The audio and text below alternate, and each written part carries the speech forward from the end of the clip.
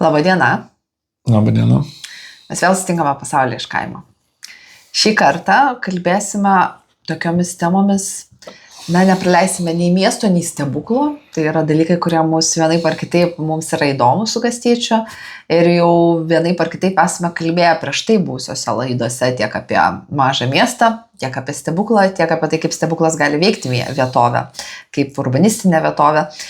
Bet šį kartą norėtume pakalbėti apskritai turbūt, kaip stebuklai įsikorporuoja į pasaulio kontekstą. Įman konkrečius 2 pavyzdžius, tiesa, jos skiria ne 100 metų, bet ir šiandienos kontekste tai vienaip ar kitaip artimi pavyzdžiai yra, tai yra Šiluvos šventovės ir Fatimos nutikimus. Tai nenutikimus, o labai rimtus įvykius. Tai būtent mergelės Marijos apsireiškimus ir juos lydėjusius platesnius tarptautinius kontekstus. Ir kas Šiluvoje buvo daugiau tokio, Šiluvos apsireiškimas, kuris vyko tokių stiprių 17 amžiaus, tai visgi pradžia tokių stiprių globalių lūžių, netgi sakyčiau, ir įvykių kontekste. Jis kaip ir apie tos nieko įvykius nesakė, jau Fatimos apsireiškimas, jis jau konkrečiai kalbėjo apie, reiškia, globalaus masto įvykius. Tai pabandysim susieti šitos 2 atrodo skirtingus ir Europą, taip tarsi apjuosiančius. Taip, nuo vieno Europos galo iki kito Europos galo. Tiesa, garsumu ir skambesiu irgi turbūt labai skirtingai esančius apsireiškimus ir vietovės. Manyčiau, kad taip. Ir nors mes ir gyvenam Šiluvoje ir čia kaip ir vyksta didelė dalis mūsų to gyvenimo, turiu omeny ir ne tik tai fizinio, bet ir jėgų daug visokiausių tikriausiai įdedama, bet visgi reikia sutikti, kad Fatimos apsireiškimas pasižymėjo tokiu betarpišku masiškumu ir labai dideliu konkretumu, sakyčiau. Tai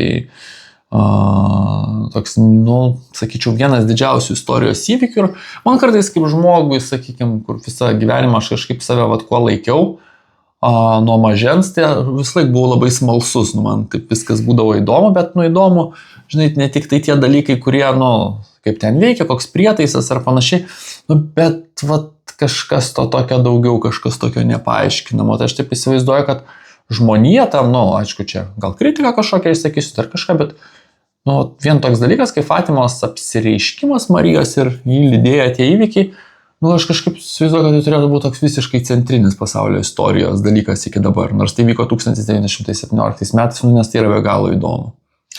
Bet ne taip ir seniai vyko, yra ir fiksuoti, jeigu Šiluvos apsireiškimas vyko 17 amžiaus pradžia, 1608 metais, tai mes turime rašytinius tik tai šaltinius, o Fatimos apsireiškimo tai, viena iš regėtojų netaip seniai mirė. Taip, ir kas keiščiausia, kad, sakykime, tie stebuklai visi 20 ar netgi 21 amžiaus, kurie vyksta, mes turėjom laidą apie stebuklus, bet gal nekonkretizavom, tai jie labai neįtikėtini, iš tikrųjų, moksliniu požiūriu. Aš nekalbu kaip iš tikinčiojo perspektyvų, bet moksliniu požiūriu labai neįtikėtini. Gal paskui, jeigu bus laiko, įterpsim ir eucharistiniai stebuklai 20 amžiaus yra įspūdinga kažkas tokio. Tai sakyčiau, kad labai įdomių laikų gyvenam, kad kodėl tų stebuklų tokių netgi atrodytų bekompromisiškai neįtikėtinų, tiek daug, bet tos tikėjimas mūsų, tokia apostazė, vakarų pasaulyje labai jaučiasi, nors gal ir kažkokie atvirkštiniai procesai pradeda matytis. Gerai, bet pradėkime dabar nuo pradžio apie tai, ko šiandien susirinkom pasikalbėti, apie tai, ką susirinkom taip analizuoti truputėlį kitų kampų, negu galbūt yra įprasta.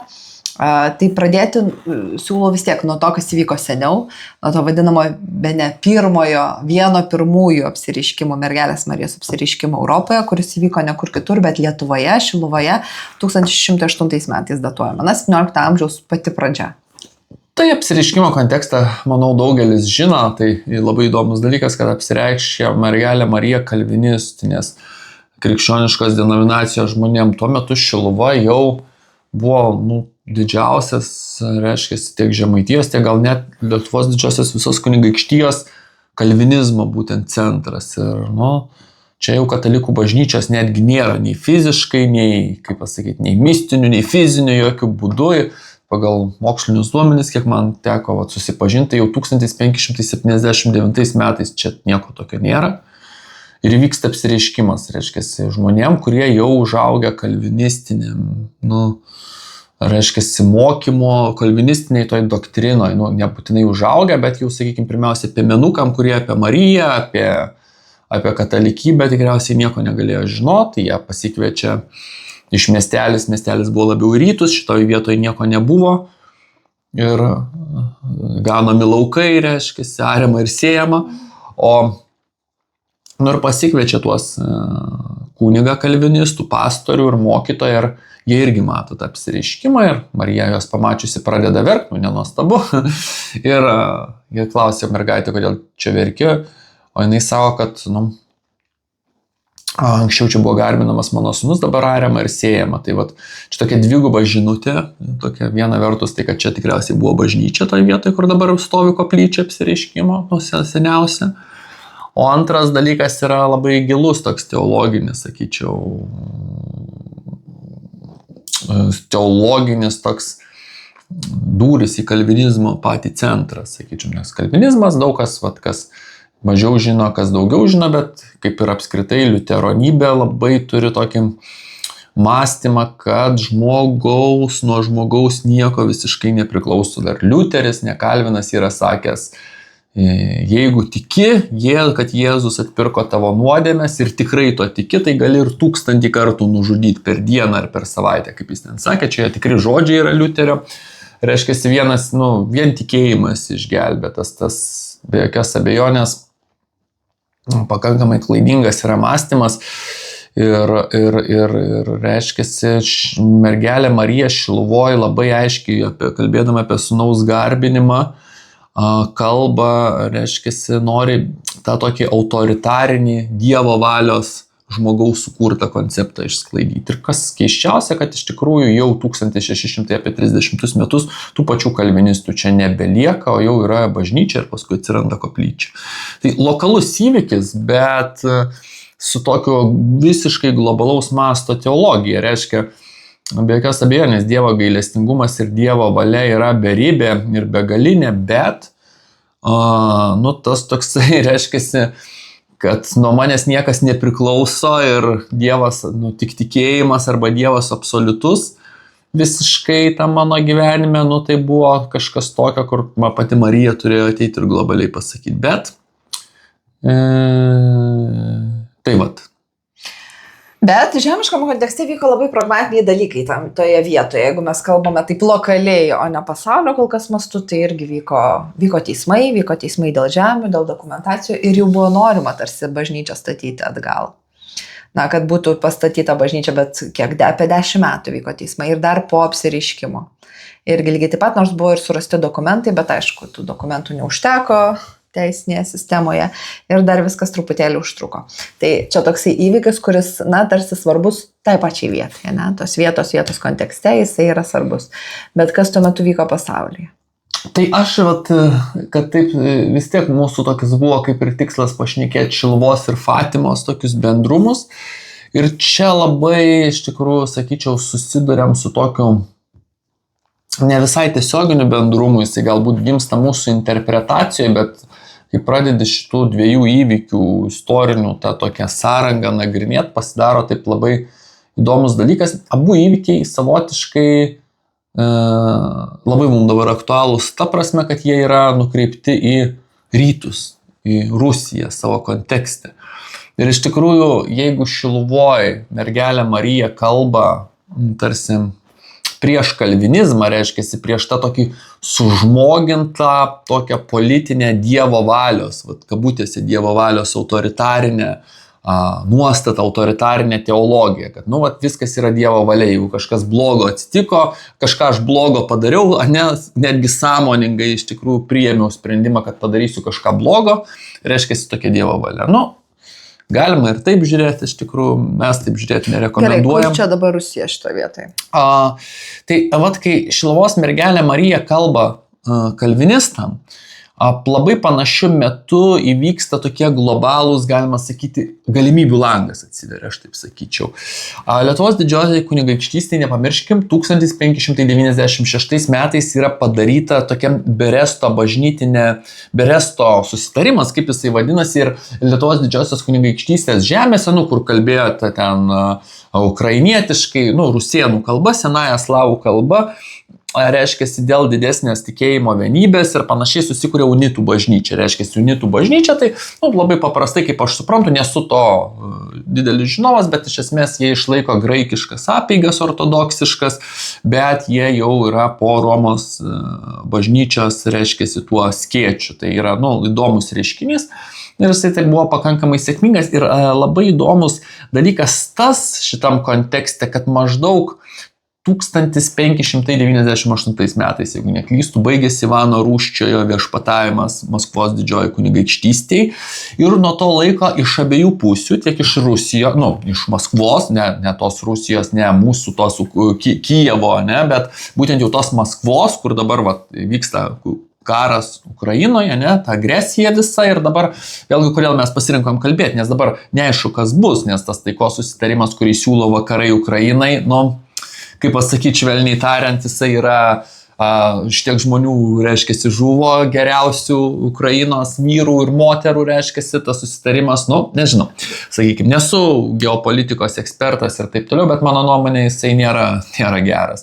Tai bet Marijos apsireiškimo fone, kontekste, mes čia turim tokį galimybių langą ir 1958 metais miršta Ivanas Rūstusis, beje turintis ten lietuviškų LDK genų, šiokių tokių, motina jo buvo kaip ir lietuvė, bent jau iš Lietuvos didžiosios kunigaikštystės. Ir Rusijoje prasideda ne maždaug tada, bet tas, kaip vadinasi, smutnojo vremė, tas smutos laikotarpis, reiškia, neaišku, kas ten valdžio, ir iš abiejų pusių, tiek iš Lietuvos, Lenkijos valstybės, mūsų, reiškia, tiek iš Rusijos, ypatingai bajorų pusės, yra toks noras sudaryti bent jau personalinę uniją. Reiškia, maždaug kažkas panašaus, kas buvo Krėvos unija tarp Lietuvos ir Lenkijos, kad reiškia, kaip ir šalis dar dvi, bet valdovas vienas, kažkas bendro religinis ir panašus kažkoks kontekstas ir, kaip pasakyti, galiausiai tos šalis, kad susijungtų. Aš skaitau, kad čia buvo didelis galimybių langas, nes iš tikrųjų buvo svarstytas pats jungimasis tiek nuo politinių dalykų, bet ir bažnytinių dalykų. Vėlgi, kad, reiškia, Maskvos pusė išlaiko visiškai liturginę formą tokią, kokia yra, reiškia, pas juos, su didelė autonomija, bet pereina, reiškia, į vakarų bažnyčią. Tai čia ir jėzuitų noras ir panašiai, kad sukurt tokią vakarietišką erdvę rytuose, kas, galėjo labai pakeisti pasaulio istoriją. Ir Marija kalba šitam kontekste, šito konteksto vidury, nes šitas tas mutnoje vremėje, tai kiek čia tęsiasi, iki 13 metų maždaug, kai ateina Romanovai dinastiją ir visi šitie sugriūna, šitie visi, reiškia, planai. Jų nebelieka, paskui jie bus tarsi bandomi atnaujinti dar kažkada 17 amžiaus ten antroji pusėje, bet jau nieko rimto tai jau nebegali daryti. Tai šitas dalykas yra langas iš tikrųjų ir mergelės Marijos apsireiškimas vyksta tam lange, reiškia. Tai tas labai įdomus dalykas ir kai Marija iš esmės kalba prieš tą, ką aš vadinu tą autoritarinio požiūrio teologija, kad tokia Dievo valia, belenką padarau ir Dievo valia, tai Rusijoje šitas dalykas irgi buvo, nes stačiatikių bažnyčia Rusijoje, gal ne kiek bažnyčia, bet kiek, sakykime, tas visas politinis elitas labai per daug stipriai tą Dievo valios principą, kaip neigiamai mes čia suvokiam, deklaravo. Tai reiškia, tas iš abiejų pusių buvo tų bandymų, nes rusai matė kažkokius tai, sakykime, privalumus, kuriuos galėjo gauti iš mūsų, reiškia, tą kažkokį tai liberalumo, kažkokį laipsnį ir panašiai, ir tas tokį, modernesnį tą gyvenimo būdą. Lenkijos, Lietuvos pusė matė irgi, tų gerų tokių dalykų, galbūt netgi kažkokį tvirtesnį valdovo institucijos įkūrimą ir panašiai. Juolab, kad dar net Leonas Sapiega 84 metais, tai dar taip gerokai buvo nuvykęs. 1584 metais buvo nuvykęs pas Ivaną Rūstųjį ir su juo dėrėjosi dėl galimos personalinės unijos, kad būtent Ivanas taptų bendru, reiškia, Lietuvos Lenkijos valstybės ir Rusijos didžiosios kunigaikštystės valdovu. reiškia. Nepavyko to padaryti, gal ir gerai, gal ne pati įdomiausia asmenybė, bet labai įdomus, ne pati gal mums tinkamiausia asmenybė, bet čia mes turim tokį galimybių langą, įsivaizduok, šitą dalyką padarius, mes čia žinot, kaip, tai, galėjo visiškai pasikeisti geopolitinę situaciją Europoje ir pasaulyje. Bet mes kalbame apie Rusijos nugesinimą kaip po tokios, kurią dabar suvokime kaip absoliučią grėsmę pasauliui. Taip, ir, iš esmės ta Rusija tikriausiai toj tvirtoj tokioj, iš pat pradžių personalinėje unijoje, tikriausiai, vėlgi mes čia taip šnekam iš tikrųjų, bet ta valstybė būtų buvusi sausumos kariuomenės požiūrį, reiškia tuo metu didžiausia jėga Europoje. Ten, sakykime, be abejo, jeigu žiūrėti vakarų, jau ten, sakykime, kaip Ispanija, ar netgi, sakykime, ta pati Osmanų imperija tikriausiai vis dar būtų turėjusi galingesnį laivyną ir panašiai, bet šita unija būtų išsprendusi daug tų tokių jeigu būtų buvusi sėkminga, mes aišku nežinom, gal tai būtų žlugę ir gal apskritai būtų įvykę dar kažkokie čia mes nežinom, bet sakykime, jeigu ta bažnytinės unijos dar kontekste, reiškia tikėjimo tokiam susijungime, o čia globalus dalykas, reiškia katalikybės ir ortodoksijos tas rankų tiesimas vienas kitam visą laiką kaip ir buvo, bet visą laiką nepavykdavo kažko ir iš tikrųjų šitą sąjungą nepavyko dėl bažnytinių, dėl tikėjimo, reiškia daug dalykų, bet ne tik dėl jų, kiek pats skaičiau straipsnių ruošdamasis laidai ir politiniai tie dalykai suveikė, bet tai būtų buvę kažkas visiškai kito.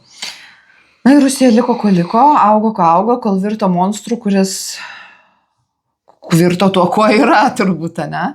Ir čionais dabar galima būtų kalbėti apie Fatimos turbūt šiek tiek irgi, apsireiškimą, kuris mes taip irgi šiek tiek įvesti kontekstą reikėtų, dėl to, kad, tai įsivaizduokime, kad nebūtinai visi žino, kad tas apsireiškimas įvyko, tai Fatimo apsireiškimas vyksta 1917 metais. Tai visiškai, tikrai palyginus visiškai neseniai. Chronologija prasideda viskas nuo 1916 metų, tai nuo angelo pasirodymo, tai nuo to, kas neša žinią vaikam irgi lygiai taip pat. Piemenukam irgi lygiai taip pat Oremo dalyje, kurioje buvo ariama ir siejama, kur gaunamos avis. Toliau nuo miestų. Toliau nuo pačios, kas buvo tuo metu Fatima. Taip, toliau nuo tos pačios, kas buvo tuo metu Fatima. Apsireiškia mergelė Marija ir neša visgi, jeigu Šiluvoje neša abstrakčią žinią, tokia ir konkrečia, bet ir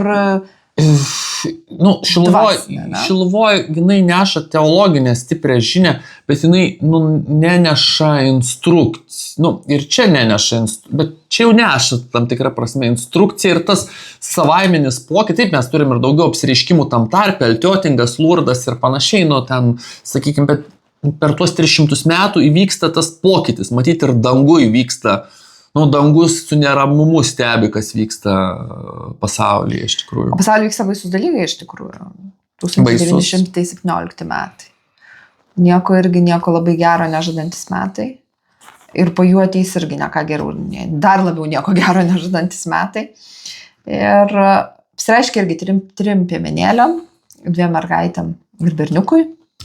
Iš jų išgyvena tik Liucija, išgyvena jinai ilgai, miršta 97%. Bet čia taip mes nežiūrėkim taip labai, kad čia blogai pas tie berniukas ir mergaitė paskui miršta, vienas tarp kitko nuo ispaninės kaip dabar korona lygino su ispaniniu gripu, influencija spaniolė, taip ispaniškas gripas, bet, juos, aš manau, Dievas reikia tikėti, kad pasiėmė, kad apsaugot, nes jie... Nereikia tikėti, Marija jiems pažadėjo. Jo, ir jie, iš tikrųjų, taigi, ne bet kaip, bet reikia pažymėti, kad mažai šnekame, bet jie, nebuvo prie pirmos komunijos.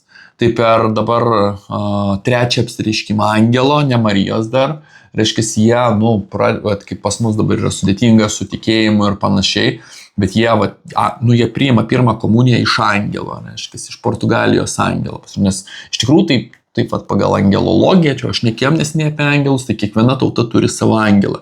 Tai jiem 3 kartą, dar 16 metais, pasirodo, vadinamas Portugalijos angelas, būtent jų šalies angelas. Ir Marija pateikė 3 konkrečius, tokius dalykus, konkrečius, tai yra melsti Rusijos atsivertimo, nekalčiausio širdies garbinimo ir rožinio maldos už pasaulio taiką. Įdomus dalykas, kad vaikai yra beraščiai. Čia dabar neseniai, kur skaičiau knygą, man patiko tokia labai įdomi vieta, nes vaikams sako, žinai, melskis Rusijos atsivertimo, jie net nelabai supranta, kas ta Rusija. Ir ten. Nes labai toli.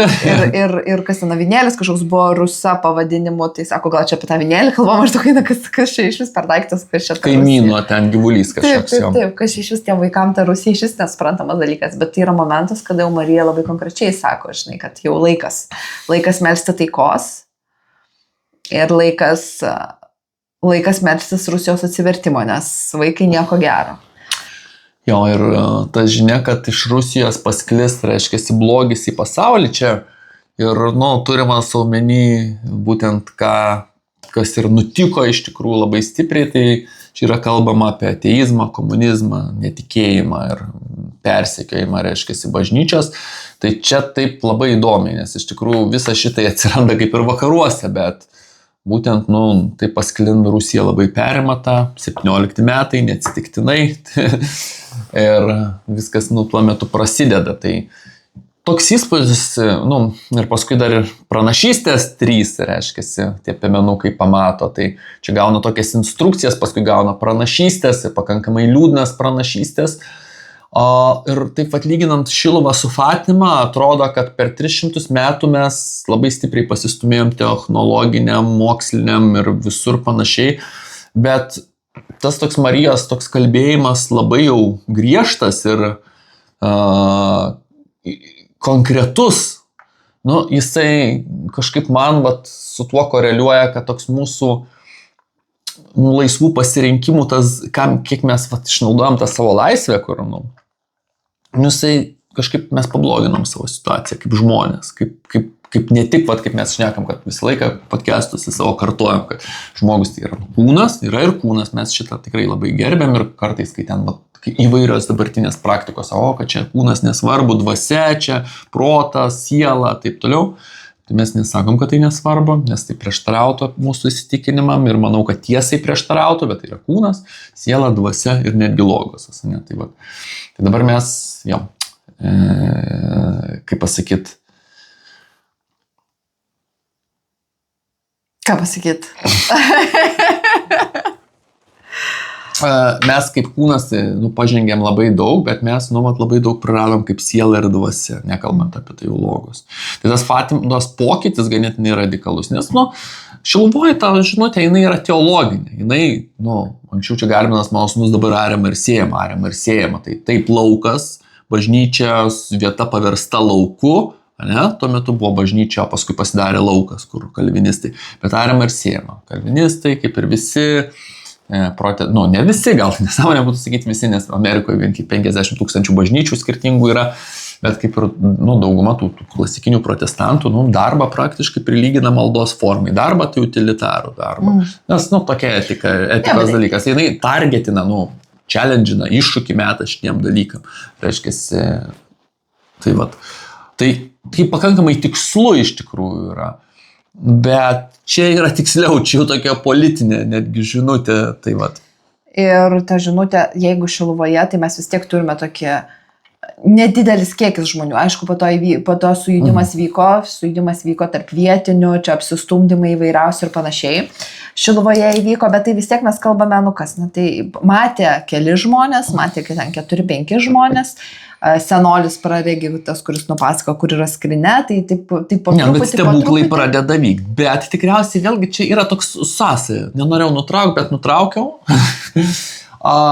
Kad, iš pat pradžių ta Marija čia Šiluvoje tiek daug ir neduoda, pasirodo, ir ta žinutė tokia, sakykim, gerai antiprotestantiška, nebūkim čia politiškai korektiški ir panašiai, nes protestantai yra antimarijiški, tai kodėl tada? Viskas tvarko. Bet gal tada vėlgi įvyksta stebuklai, po 4 metų jau prasideda stebuklai, tie išgijimai ir panašiai Šiluvoje, ir prasideda dar piligrimystė, viskas ir taip toliau, bet gal čia ir mūsų kaip tautos, sakyčiau, čia toks, nereikia čia savo prisimti visų nuodėmių ir panašiai, bet gal mūsų ir kaip tautos toks biški, mes gauni tą patirti stebuklą ir panašiai, bet gal problema, kad mes čia nesugebėjom globalizuoti? Bet žinai, Fatimoje 1917 metais įvyksta Saulės šokis, kurį mato kiek tūkstančių. Taip, bet, žiūrėk, dabar, pavyzdžiui, jeigu grįžt prie krikščionybės, vis tiek, tie stebuklai, jie svarbus, jie neturi būti tikėjimo kažkoks šaltinis, ar jie neturi būti gerbuvio šaltinis, apskritai, stebuklas neturi būti tikėjimo šaltinis, ta prasme, kad, jeigu neparodysi stebuklą, tai čia jau toks Dievo bandymas, kaip sakoma, kai Jėzus buvo dykumoje ir, sakė, nebandyk viešpatie savo Dievo, čia, žinai, jeigu nepadarysi Dieve stebuklą man dabar, tai aš tavim netikėsiu, tai čia toks, žinai, bet iš kitos pusės, žiūrėk, Jėzus Evangelijoje pagal Joną, Natanaelis ateina, sako, kas gero gali būti iš Nazareto, ne? Evangelija pagal Joną pirmas skyrius ir Jėzus sako, kai bus įdėjai po figmedžio, aš tau mačiau ir iš karto Natanaelis sako, tu Mesijas Dievo sūnus, iš karto, reiškia, pirmą kartą mato žmogų. Galiausiai, jeigu nusikeliam į Evangelijos pabaigą, Šventas Tomas, jie vaikščiojo 3 metus, Jėzus jau prisikėlęs, kol piršto neįkišiu į tavo žaizdas, tol nepatikėsiu, kad čia tu esi prisikėlęs. Tai tada, mes, kaip pasakyti, Fatimoje Saulės šokinėjimo stebuklą matė, ten skirtingais duomenim, nieks neskaičiavo tų žmonių, bet taip skaičiuojama, kad nuo 30 000 iki 100 000 tam laukėva, kur dabar aikštėje buvo susirinkę ir visi matė tą Saulės šokinėjimo stebuklą, vienas iš tų Marijos apsireiškimų. Tai dabar galvoju, kur mes čia esam. Mes galbūt Šiluvoj, kai esam dar Šiluvoj, 1608 metais, mes gal iš mūsų tikimasi, kad mes būsim tas Natanaelis. Mes biški matė, mums biški parodyta, ir dar ne tik tai, kad jau ten visai tik tai keli žmonės. Neaišku, kiek ten dar tų žmonių atėjo su tuo mokytoju ir panašiai čia. Faktas, kad po to pradeda plūst tūkstančiai. Jo, kad vis tiek pradeda plūst, tai mes neglobalizuojam šito dalyko. Mes neturim, kaip pasakyti, žinai, šiaip kita vertus vėlgi, kai Šventas Benediktas padarė pirmą stebuklą, jis irgi jį slėpė, bet jis jį slėpė, reiškia, čia toks negali kaltinti, čia kaip pasižiūrėsi, tai pasižiūrėsi ir ne viskas turi būti paremtas stebuklais, bet aš kažkaip įsivaizduoju, kad, kad čia toks buvo galimybių langas, kaip ir sakiau, ir kad, Marijos apsireiškimas tam kontekste, kai Lietuvos didžioji kunigaikštystė, Lenkijos valstybė, Rusijos, Maskvos didžioji kunigaikštystė kalbasi apie šitą, Marijos apsireiškimas tam visam kontekste, tai jisai, galėjo būti kažkaip, ne tai kad labiau išnaudotas, bet jis galėjo būti tokis centrinis dalykas, nes, skirtingai negu protestantam, tai ortodoksam mergelė Marija, kaip ir mum yra, ta prasme, pas mus net labai daug bendrumų, jeigu atvirai šnekant ir tų tokių tik tai, ten tokie keli principiniai nesutarimai, ten dėl trejybės tam tikrų veiksmų, dėl popiežiaus, ir, aišku, jau istorinės nuoskaudos didžiulės, tai man teko su vienu graiku čia diskutuoti, socialiniai medijoje, tai labai jaučiasi dėl Konstantinopolio praradimo didžiulės nuoskaudos iš graikų, kodėl, reiškia, katalikai vis tiek neatskubėjo į pagalbą toj kovoj. Nors ta kova buvo pralaimėta jau gerokai prieš turkam. Gerai, grįžkim į apsireiškimų laikus ir į tas nešamas žinias.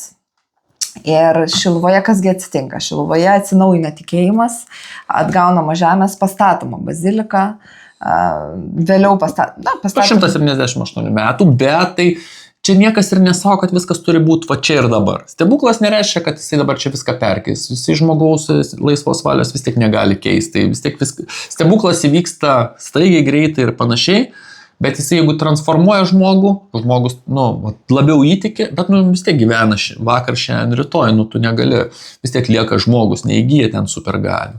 Taip. Fatimoje tuo tarpu irgi toksai vyksta gana įdomus momentas. Tie vaikai ten iš tikrųjų ir tardomi, ir suimti netgi buvo, ir vairiausių ten, nors ta Saulė šokinė, bet irgi vairiausių tų pritaikymo. Ta vieta susirinkti piligrimam irgi ilgai nebuvo pritaikyta.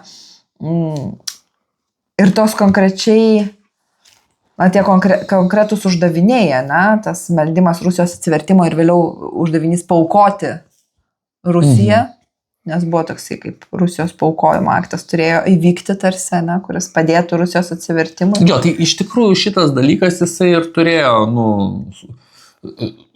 padarytas tikriausiai su tikėjimu, jisai, su malda rožinio ir nekalčiausios širdies, reiškia, to garbinimo. Pirmieji mėnesio šeštadienį. Turėjo išspręsti daug problemų, su kuriam dabar susidurėm mes. Iš tikrųjų, visiškai ir stipriai ir neaišku, kaip jas išspręsim, nes mes jas, nespręsim tiesiog tikėjimu, mes bandysime spręsti politiniam priemonėm ir tai, gal kažką ir duos, daug dievė. Ir vėliau buvo dar papildyta viena iš pranašysčių, kad jeigu niekas nesikeis, laukia holokaustas iš esmės. Ten buvo pridėta jau šiek tiek vėliau tokia gal net ir interpretacija, bet apskritai, kad būtent Antro pasaulinis karas buvo suvokiamas kaip jau tas netoks, kaip prieš tai buvę karai. Reiškia, kiekvienas karas yra blogis, bet tam tikrą prasme, kaip bebūtų, čia klausiau irgi tokį labai su tokiu tėvu Ripengeriu iš JAV, labai tokį įdomių kunigų, egzorcistų ir panašiai laidą, čia neseniai. Tai taip gal, patinka mum ar ne, bet nuo sukūrimo, nuo žmogaus pačios pradžios, nuo angelo pačios pradžios, vyksta mūšis kažkoks ir mes visą laiką turim pasirinkti pusę. Žmogus turi pasirinkti pusę, gėris ar blogis, jeigu pusės nesirenki, greičiausiai esi netinkamoj pusėje. Tai, nes nelabai yra tų pasirinkimų, kaip pasakyti, daugiau kažkoks Šveicarijos čia nelabai yra. Tai, man atrodo, tėvas Ripengeris taip ir išsireiškė, kad nėra Šveicarijos varianto, dėja žmogui, o kaip norėtųsi, aš pats mielai tokį užimčiau situaciją. Bet, po karo tu dažnai, sakykim, to tradicinio gal, tu gali kažkur grįžti į savo kažkokią kultūrą, į savo kažkokią tai, sakykim, jeigu grįši, žinai. O po antras pasaulinis karas ateistinis, reiškiasi, iš abiejų pusių jau, tu jau nebegrįžti ten, kur, iš principo tau karas baigėsi, bet, sakykime, mūsų visai pusiai, rytus nuo Berlyno, jisai taip ir nesibaigė iš tikrųjų. Tai, vakaruose kiti šiek tiek procesai, bet jie irgi veda prie tų tokių dalykų ir, kaip matom, iš Rusijos tas blogis netinai stipriai pasklinda iš tikrųjų jau ir po antro pasaulinio karo. Ir sklinda toliau. Ne, tai dabar apskritai mes gyvenam tikrai tokiam sudėtingom sąlygom, reiškiasi tokio tarp pagonybės, plintančio islamo, socializmo, kokius, čia taip pakankamai niūriai, bet trečia pranašystė buvo apie būtent bažnyčios persekiojimą. Tai jinai buvo surašyta jau vėliau šiek tiek Liucijos, reiktų sakyti. Ir atskleidė ją Jonas Paulius II 2000 metais ir pritaikė ją kaip ir savo, kai buvo pasikėsinimas tas garsusis į Joną Paulių II ir jisai kaip ir irgi pagal dėją neturėjo išgyventi ir panašiai. Bet tai pranašystėj, trečioji, tai matė, reiškiasi, Liucijai buvo parodyta bažnyčios ir tikinčiųjų kančia, reiškiasi, eina baltai apsirengęs vyskupas, kaip ir popiežius, per sugriautą miestą, aplinkui lavonai, reiškiasi.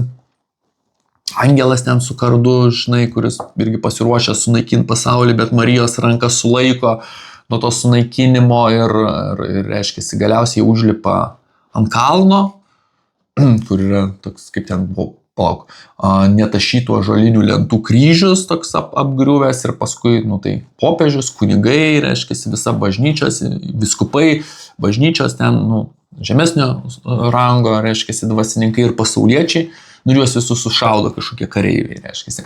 Jonas Paulius II prisitaikė šitą pranašystę savo, bet yra, kaip visą laiką, yra būtent ir sąmokslo teorijų, kurios, mano nuomonė, aš nežinau kaip vertinu iš tikrųjų, bet žiūrint, kad daugiau galbūt buvo kalbama, ne apie kažkokį tiesiog tik išorinį žiaurumą, krikščionių persekėjimą ir panašiai, gal ir apie tai, bet visų pirma apie atsimetimą didžiulį nuo tikėjimo bažnyčios viduj.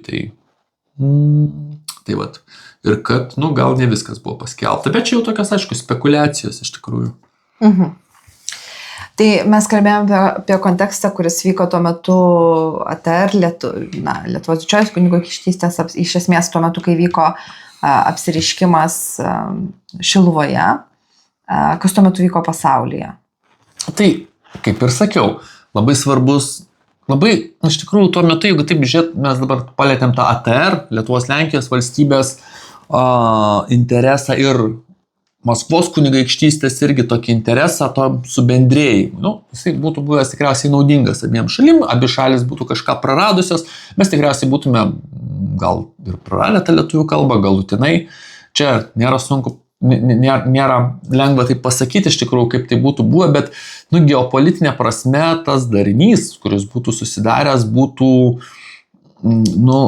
labai svarbus iš tikrųjų. Ta prasme, ir jeigu jisai būtų sulipęs gerai. Gerai, bet o kas vyksta pasaulyje? Tai čia pasaulis. O apskritai mes galėtume šnekėti apie krikščionybės rimtą slinktį į rytus. Ir vėlgi, Šiluvos apsireiškimas 1608 metai ir jisai vyksta, reiškiasi, tokio garsaus jėzuito, daug nusipelniusio, sakyčiau, ir labai sumanaus kunigo vienuolio Mateo Ricci, italo misija Kinijoje. Ir, sakykime, atvyksta į Kiniją jisai 16 amžiaus pačioj pabaigoj ir labai daug nuveikia, reiškia, krikščionybės labui Kinijoje, bet kitaip negu tai būtų Europoje. Tai nuo 1601 iki 1609 metų jisai su savo ten, sakykime, palyda yra tikriausiai vienas tų pirmųjų vakariečių, galbūt, nes, sakykime, ten vakariečiam galbūt kažkokios išimtis, dabar taip tiksliai nežinau, vienas pirmųjų vakariečių, kuris jau gyvena uždraustąją mieste Pekine. Kur ten nelabai eisi, ten, sakykime, įsivaizduoju, Kinas, koks nors verslininkas didelis Pekine gyvenus, jam negalima įeiti į uždraustąją miestą. Ten tik imperatorius, šventikai ir mokytojai. Mokslas, religija ir pati aukščiausia politinė valdžia ir jėzuitai, reiškia. Tai va, kaip netikėta. Ir reiškia, Kinijos apkrikštyjimui ir atvertimui į katalikybę labai naudojamas tas inkultūrizacijos vadinamas principas. Tai būtent kiniečiai labai susidomi vakariečių mokslu, tai jiem toks tampa kaip ir tokiu blizgučiu, arba kaip Jėzus irgi darydavo stebuklus, tam, kad to žmonės patrauktų. Taigi tai neturėtų būti būtina, bet kita vertus aš ir pats taip norėčiau, kad man atsitiktų kažkoks stebuklas ar pamatyčiau, kažką tokio visiškai antgamtiško, nors tai tikriausiai vyksta nuolat, žinai. Bet vis tiek tas, žinai, jo. Tai Mateo Ricci ta tokia labai nemaža sėkmė ir 1610 metais, Šiluvos maždaug apsireiškimo metu, jisai miršta. Bet čia viskas dar yra labai sėkminga iš tikrųjų ir iki maždaug 17 amžiaus vidurio iki 1644 metų labai didelė sėkmė pasiekiama Kinijoje, nes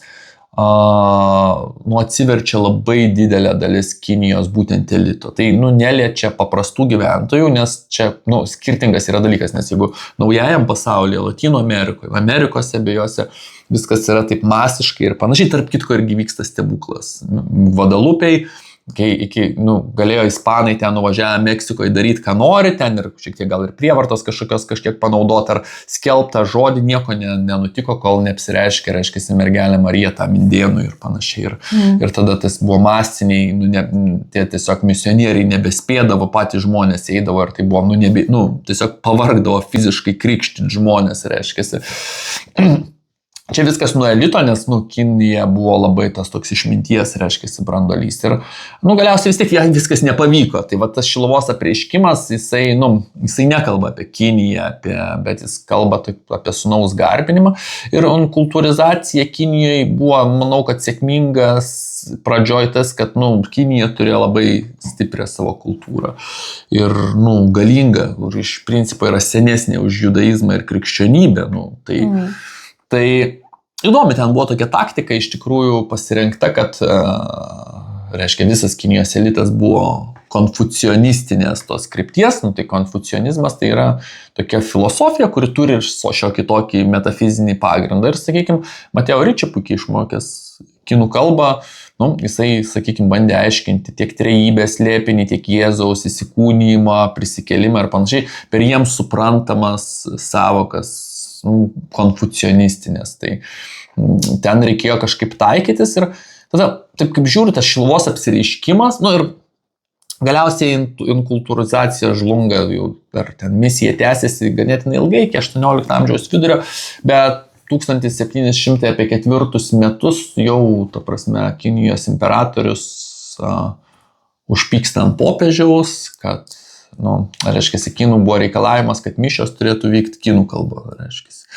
Ir jeigu, ten, sakykime, popiežius nesupranta ten tam tikrų kinams svarbių dalykų, tai reiškia, tada, tas tikėjimas nėra suderinamas su Kinijos, reiškia, tradicija. Tai va toks labai įdomus dalykas, iš tikrųjų, kad tas Šiluvos apsireiškimas tikriausiai pats ryčiausias apsireiškimas, jeigu kalbant apie vakarų pasaulį, tai ta prasme tų apsireiškimų. Ir dabar čia buvo Egipte amžiaus vidury baisus apsireiškimas skirtas musulmonam virš bažnyčios, netgi nuotraukos užfiksuotos, bet, matai, tie stebuklai, čia kaip ir šventajame rašte parašyta, sako, net jeigu ateitų iš pomirtinio pasaulio pats Mozė jums ten pasakyti, sako, vis tiek, jeigu Mozė netikit įstatymų, taip, tai net jeigu ir mirusiai ateitų, vis tiek netikėtumėt.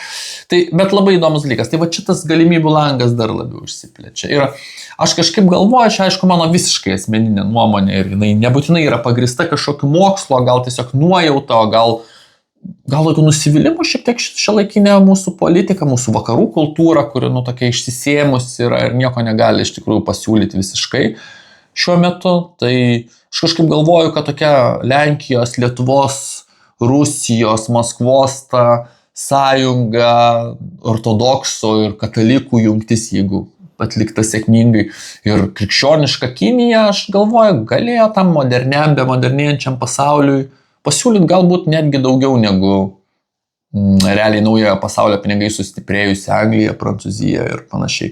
Nes netgi tas kolonializmas, kuris vyko, sakykime, jau iš Anglijos ir Prancūzijos, jisai nenoriu aš čia vertinti, nes su to dalyko mokslininkas, nors dabar kolonializmas labai jau diskutuojamas ir ten traumos visokios kolonialistinės ir panašiai. Tai bet mes kaip patys buvę kolonija turim teisę čia šnekėti apie tai iš tikrųjų, bet britiškas ar prancūziškas kolonializmas, jisai rėmėsi tik tai finansinė nauda ir visiškai negali lyginti su ispanų ekspedicijom naujajam pasaulyje ar panašiai. Tai man atrodo, kad tikėjimo ten jau buvo mažai.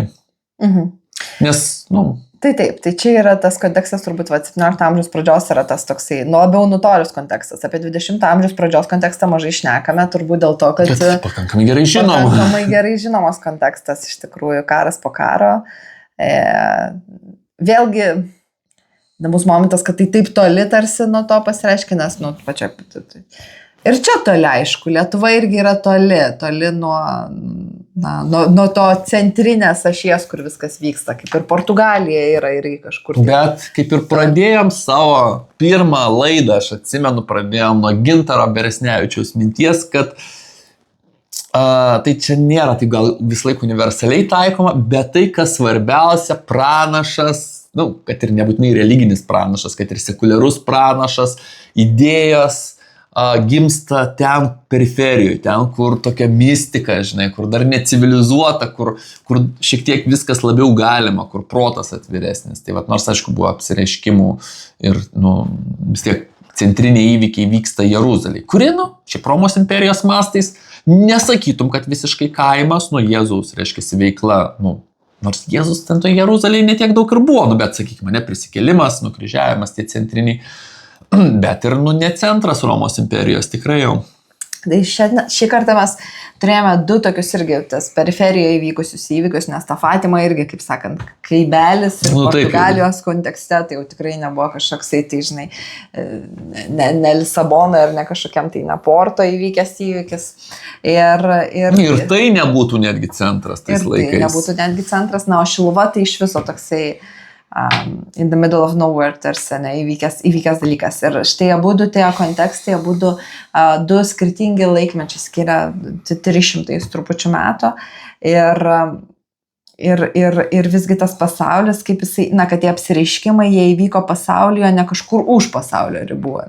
Kažkaip, nors įskilo ta mūsų tikrovė, įskilo suaižėjo tarsi tas tarp to, kas mums tikrai ir to, kas yra stebuklas, nes tai transcendencija žengia truputėlį į mūsų įprastai pasaulį abiem kartais. Taip, tik tai labai keista, kad visgi, tai vis tiek kaip ir pradžioje sakiau, kad tai nėra centrinis centrinis dalykas, apie kurį gyvena pasaulis. Matyt, taip turi būti, reiškia, mes, gal net jeigu mes būtume tokie atviresni šitiem dalykam, žmonės, gal mums tas netgi trukdytų, žinai, aš dabar galvoju, ir gyventume vien tik tai ten Fatimoje, žinai, grūstumėmės.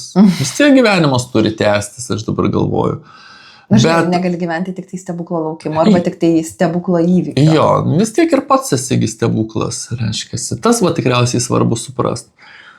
Bet tas dialogas, stebuklo dialogas su pasauliu yra labai įdomus ir Fatimai jis ypatingas.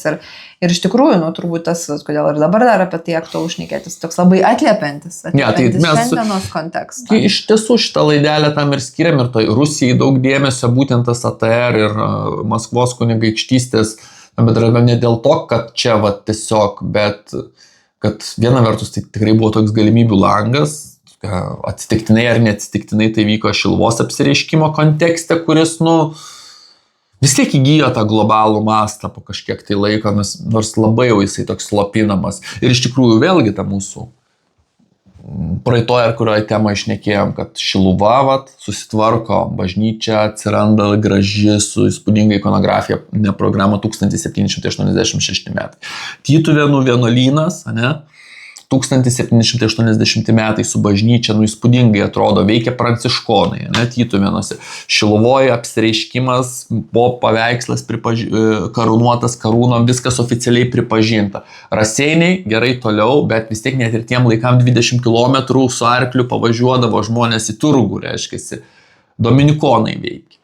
Tai įsivaizduok, o 1795 metais jau ta pati Rusija atsigriebė labai didelę dalį Lietuvos Lenkijos valstybės padalyjimas. Tai reiškiasi, kaip pasakyt, jeigu tas langas, apie kurį šnekėjom, nebūtų kažkaip užsivėręs ar būtų kažkaip tai pavykę, tą uniją kažkokią pasiekti, tai gal ir tas apreiškimas būtų buvęs globalesnis ir tada mes jį suprastume kaip tokį lemiantį dabar. Bet vėlgi joks stebuklas ir jokia Dievo intervencija jinai nedaro negali daryti laisvam žmogaus pasirinkimui impozicijų, kaip sako, kad viskas Dievo valia. Protestantai ir prieš ką kalbėjo mergelė Marija. Tai iš esmės turbūt šį kartą, galbūt tęsime kalbėdami apie apsireiškimus, nes jų yra įvykę ir daugiau ir irgi yra labai įdomus ir kontekstai, ir poveikis, ir apskritai buvimas kultūros lauke, net ir kultūros turiuomenį plačiaja prasme, mūsų pasaulio, ne tik tikėjimo, bet ir pasaulio kultūros lauke. O šį kartą turbūt belieka turbūt vadovautis Fatimos apsireiškimo žinia truputėlį ir melsti tos Rusijos atsivertimo. Taip, tai nes iš tikrųjų, kaip pasakyt, kai žydai irgi Senajam testamente, Jozuės knygoje turėjo užkariauti Jericho miesto, su baisiai aukštom sienom, o tie žydai jokių nei technologijų neturėjo, nieko, nebuvo jokių galimybių jiem užkariauti. Tai ką jiem Dievas liepė 7 dienas ten eiti aplink miestą po vieną kartą, nešti ten sandoros skrynę, o 7 dieną 7 kartus apeiti ir kai ten kažkas duos ženklą, papūs ragą, neatsimenu Jozuė ar kas turėjo, visi turėjo pradėti šaukti ir sienos nugrius. Kas galėtų patikėti tokia kvailystė iš tikrųjų, nes kaip jos gali nugriūti ant mūro sienos galingos, Jerichas, senas miestas ir panašiai, žinai, sienos ėmė ir nugriuvo. Tai sakykime, jeigu mes tuo tikėtume, tikriausiai tas Rusijos atsivertimas įvyktų. Tai taip iš šventovės į pasaulį, iš kaimą į pasaulį ir tikėkime, kad kitais kartais galėsime pakalbėti apie daugiau stebuklų. Tai iki pasimatymo pasaulyje iš kaimo. Sudie.